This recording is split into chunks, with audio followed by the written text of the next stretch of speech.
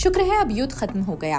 पूरी दुनिया ने देखा गजा की सरजमी उन लोगों की है जिन्हें कभी हराया नहीं जा सकता।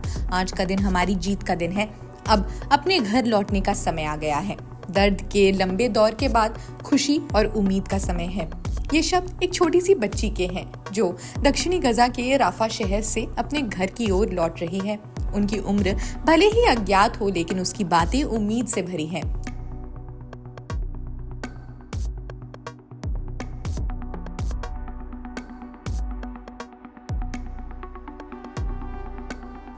इस बच्ची की ही तरह हजारों फिलिस्तीनी अब युद्ध से तबाह अपने घरों की ओर लौट रहे हैं। 15 महीनों के बाद आखिरकार इजरायल और हमास के बीच जो सीज फायर संभव हो सका है, समझौते के तहत इजरायली बंधकों फिलिस्तीनी कैदियों का आदान प्रदान किया जा रहा है। यूनाइटेड नेशंस के आंकड़े बताते हैं गजा पट्टी की 22 लाख की आबादी में से करीब 20 लाख लोगों को इस युद्ध के कारण अपने घर छोड़ने पड़े। ये लोग 41 किलोमीटर लंबी और 10 किलोमीटर चौड़ी गजा पट्टी के सीमित क्षेत्रों में शरण लिए हुए थे। अब युद्ध विराम के बाद वे अपने घरों की ओर लौट रहे हैं। My name is Nouri Al-Ain Al-Shana. I'm Palestinian from Gaza. I'm right now displaced in Khan Younis in the school of UNRWA. I have displaced more than 5 times from place to place because Israeli used to attack my area many times.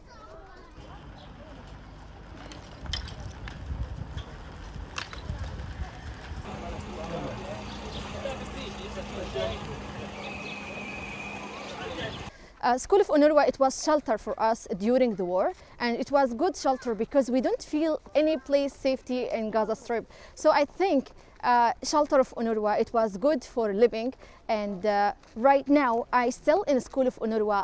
Even the war end, I don't have any place to be in. That's why I still in the shelter of UN. We had reports about minor cases minor incidents, of looting. It was not like before. It's not organized crime. You know, some kids jumped on some trucks trying to take food baskets. There were some other people tried to take some bottled water. So it wasn't like before, and hopefully within few days this will all disappear once the people of Gaza realize that we will have aid enough for everybody. लेकिन सवाल है, क्या उनके घर अब भी बचे हैं? पिछले 15 महीनों की जंग ने गाजा को मलबे में बदल दिया। 7 अक्टूबर 2023 से शुरू हुए इस युद्ध में इजरायली सेना ने हर दिन उत्तरी गजा पर बमबारी की। आज वहां का नजारा सिर्फ बर्बादी का ही है। मोहम्मद गोमा, जिन्हें इस युद्ध में अपने भाई और भतीजे को खो दिया, कहते हैं ये सब एक बड़ा सदमा है। ये तबाही प्राकृतिक आपदा से नहीं बल्कि युद्ध से हुई है। ये युद्ध तबाही लाने के लिए ही थी।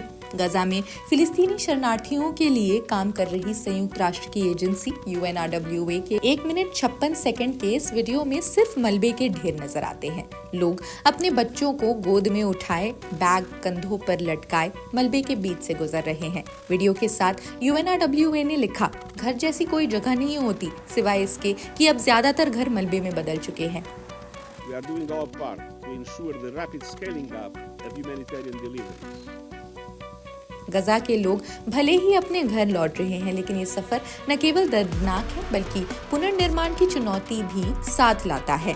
अब सवाल है कि इस बर्बादी के बाद क्या गजा फिर से उम्मीदों का नया घर बन पाएगा?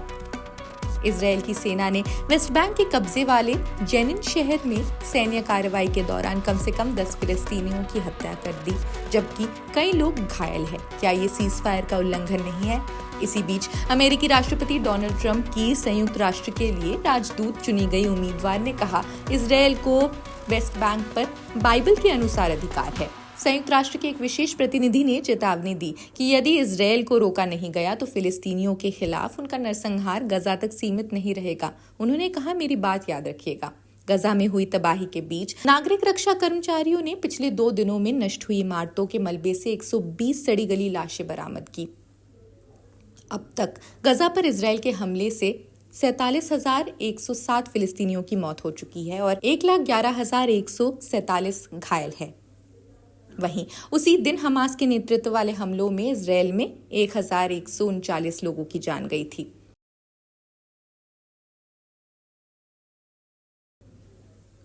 वेस्ट बैंक के जेनिन शरणार्थी शिविर में इजरायली सेना की लगातार कार्रवाई ने उसे लगभग रहने लायक नहीं बनाया है, लगभग रहने लायक नहीं छोड़ा।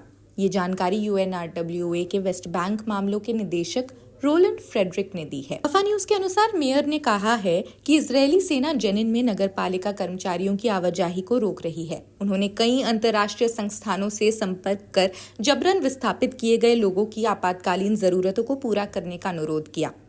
उन्होंने कहा कि इजरायली सैन्य अभियान के चलते ये अनुमान लगाना मुश्किल हो गया है कि कितने परिवारों को पलायन के लिए मजबूर किया गया है। अब तक के लिए बस इतना ही। देश दुनिया की तमाम जरूरी खबरों के लिए देखते रहिए जनसत्ता। शुक्रिया।